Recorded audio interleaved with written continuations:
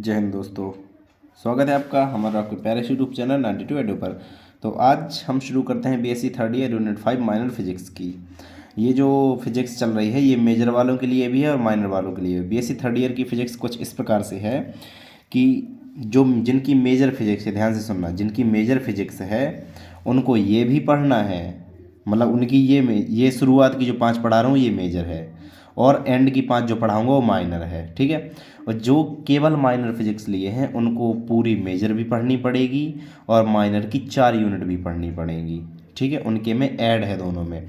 Major वालों के लिए मेजर का अलग शुरू के 5, देखो 5 यूनिट चले मेजर वालों के लिए, और माइनर वालों के लिए जो है वो अभी आगे मैं पढ़ाऊँगा 4 यूनिट, और वो माइनर वालों के लिए है अलग। मतलब जो मेजर लिए हैं उनकी माइनर वो है, मेजर ये है जो मैंने शुरू में पढ़ाई है।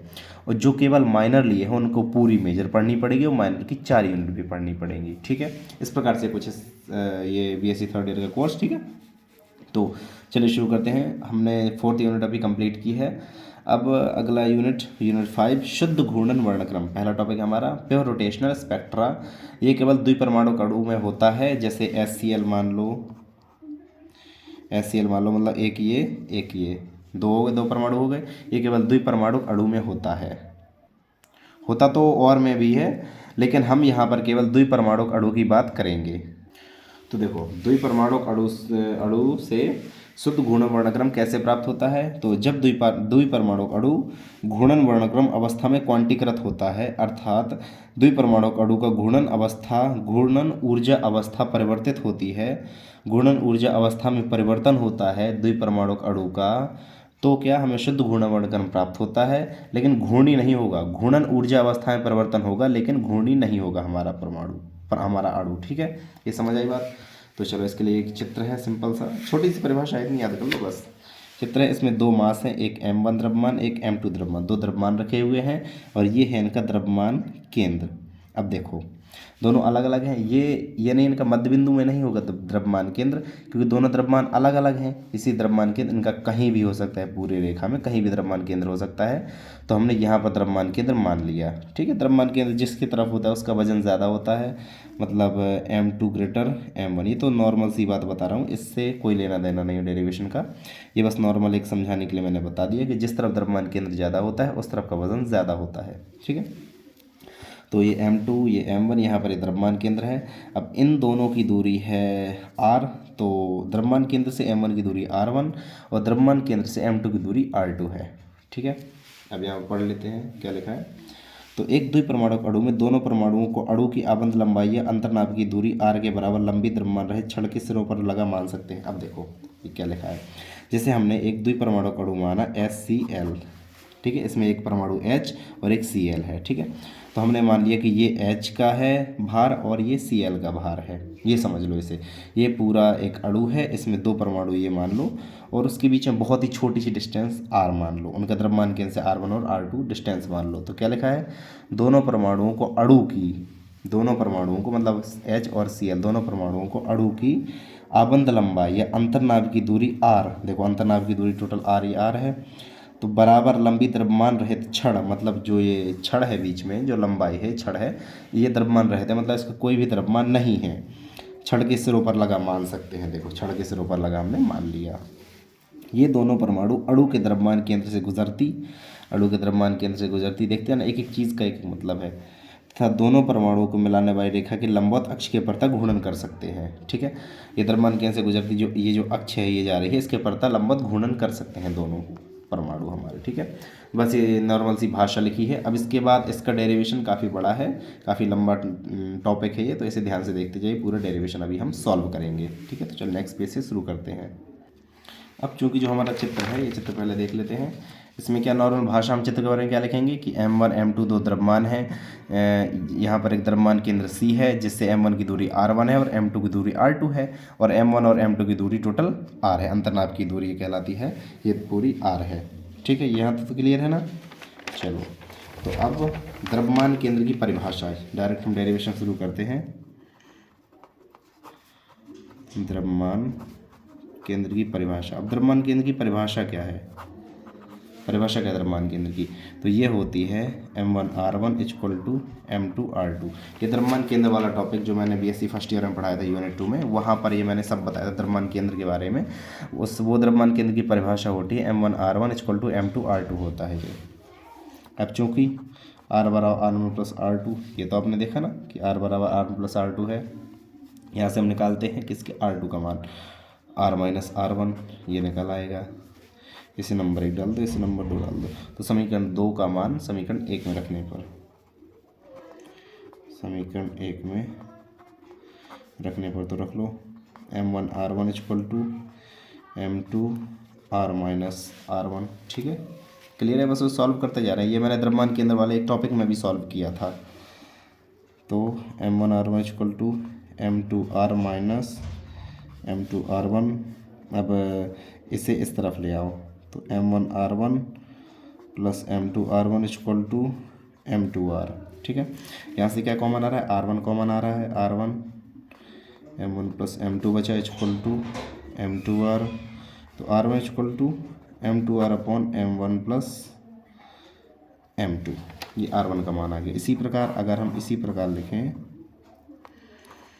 अगर हम r2 का मान निकालना चाहे तो r2 का मान निकाल सकते हैं, लेकिन इसी प्रकार सिमिलरली हम कर देंगे, r2 का मान लिख देंगे m1 प्लस m2, सिमिलरली बिल्कुल r2 का भी मान निकल आएगा।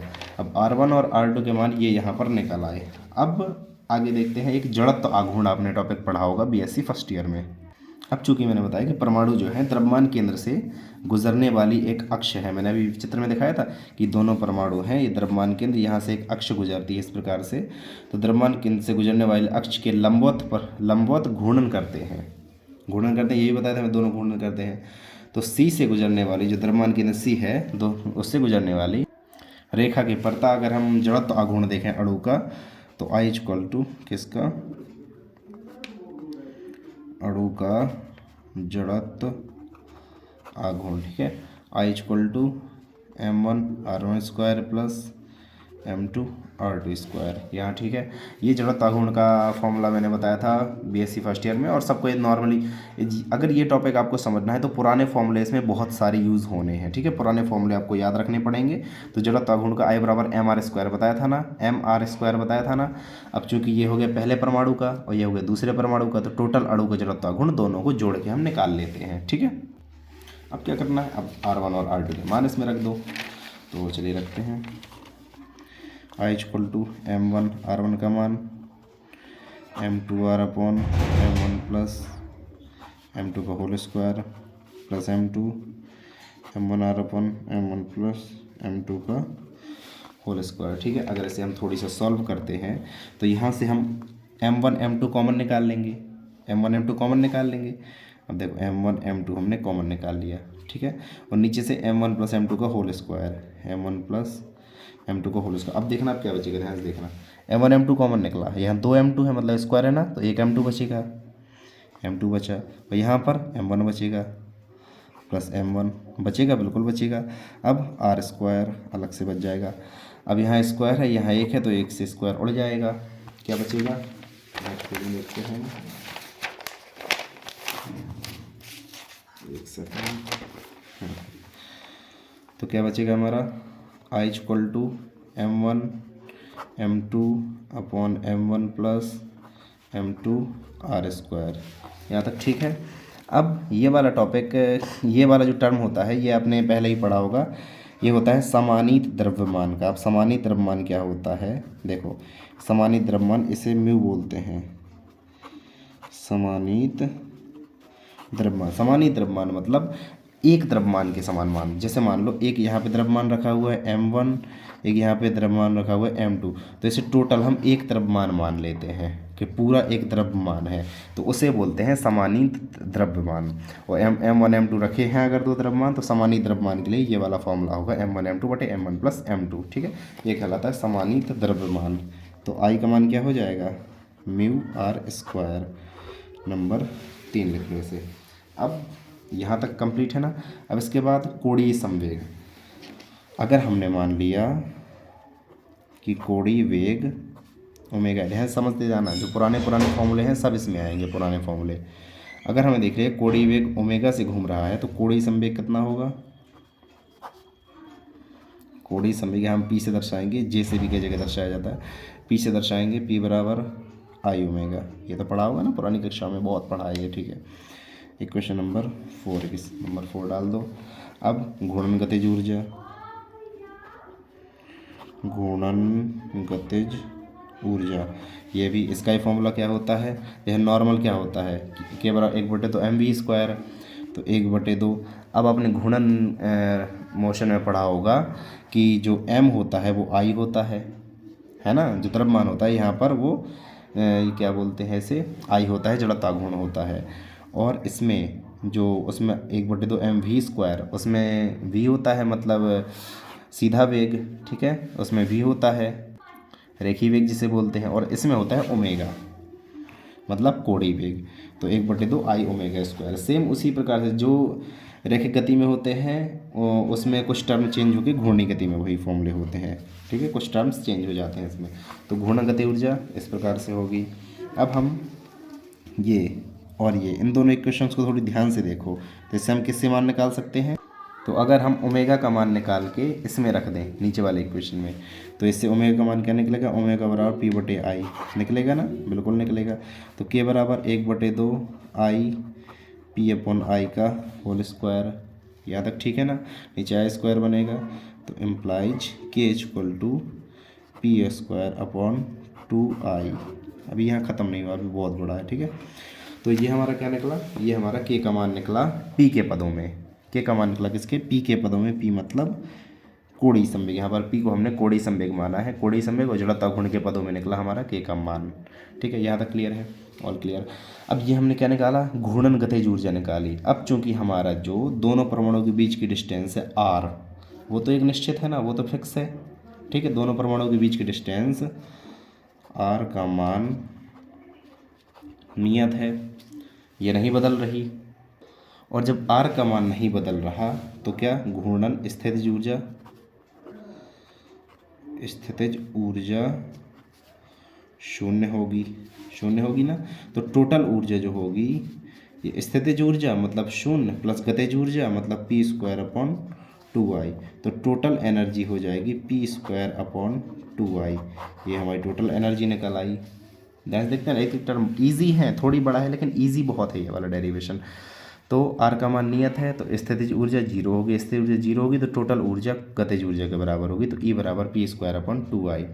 अब क्वांटम मैकेनिक्स के अनुसार जो p होता है, क्वांटम मैकेनिक्स के अनुसार p का मान होता है √j+1, ये आपको याद करना पड़ेगा, h कट, ये h कट होता है, और h कट का मान क्या होता है, h कट = h/2π होता है, normal h, Planck constant h/2π। तो इसे p = √j+1 h/2π इस प्रकार से लिख सकते हो। क्या डाला, छठवां, इसे नंबर 7वां, इक्वेशन नंबर 7। अभी देखते हैं, अब हमने क्या किया यहाँ पर, घूर्ण पहले कोणीय संवेग निकाला, फिर घूर्णन गति ऊर्जा निकाली, दोनों में संबंध निकाल के हमने k का मान p के पदों में निकाल लिया। इसके बाद घूर्णन स्थिति ऊर्जा 0 होती है, तो हमने टोटल एनर्जी निकाली। अब ये किससे, ये क्वांटम मैकेनिक्स के अनुसार होता है, क्वांटम यांत्रिकी के अनुसार p बराबर इतना होता है, p बराबर इतना होता है, h कट का मान इतना होता है h/2π। तो p = ये h प्लैंक कांस्टेंट हो गया upon 2π। Equation number 7 number ready हो गया हमारा। अब यहाँ पर j का मान क्या होता है, j = 0 1 2 3, j का मान ये इस प्रकार से बढ़ता जाता है। इसे क्या कहते हैं, घूर्णन क्वांटम संख्या कहते हैं, घूर्णन क्वांटम संख्या। ये मैंने बताया है LS युग्मन और JJ युग्मन के बारे में, J के बारे में पूरा कि J क्या होता है, ठीक है, ये सब मैंने बताया LS युग्मन और JJ युग्मन वाले वीडियो में, LS कपलिंग इंग्लिश वालों के लिए। अब देखो जो इक्वेशन नंबर ये हमारा ऊपर है टोटल एनर्जी वाला, तो इस इक्वेशन में हम P का मान रखेंगे। इक्वेशन नंबर इसे रखो, इसे हम डाल देते हैं, वहाँ 6 था 7, इसे नंबर 8 डाल देता हूँ। इक्वेशन नंबर 7 में इक्वेशन नंबर 8 का मान रखने पर देख लो, एक बार ध्यान से देख लो, इस वाले इक्वेशन में हम p का मान रख रहे हैं। चलो यहाँ p² है, ये भी देख लेना एक चीज़। चलो इसे रखते हैं,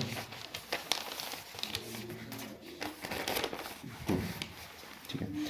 तो E = 1/2i हो गया, 2i अब जो कि जे में रूट लगा था, जे इंटू जे प्लस वन में रूट लगा था, इसलिए जे प्लस वन जे, यहाँ पर बड़ा कोष्टक ले लो, ये ठीक है यहाँ, और H square upon 4 pi square, यहाँ तक ठीक है ना। एच अपॉन 2 पाई था तो H square upon 4 pi square, और जे प्लस वन का क्या हट गया, रूट हट गया ये। चलो बढ़िया। इसके बाद आगे अब देखते हैं, equal to j plus one h square upon 8 pi square I यहाँ पर है, 8 पाई स्क्वायर आई, यहाँ पर भी ठीक है सब कुछ। अब हमने जो हमारी फिजिक्स की बुक में है, फिर कोई भी बुक देख लो, तो वहाँ पर जो इसका मान है h square upon 8 pi square I, इसे बी लिया गया है, ये बी है। तो पहले मैं लिख देता हूँ, फिर बताता हूँ बी क्या है, इंटू बी। ये हमारा मेन इक्वेशन, यही हमें निकालना था।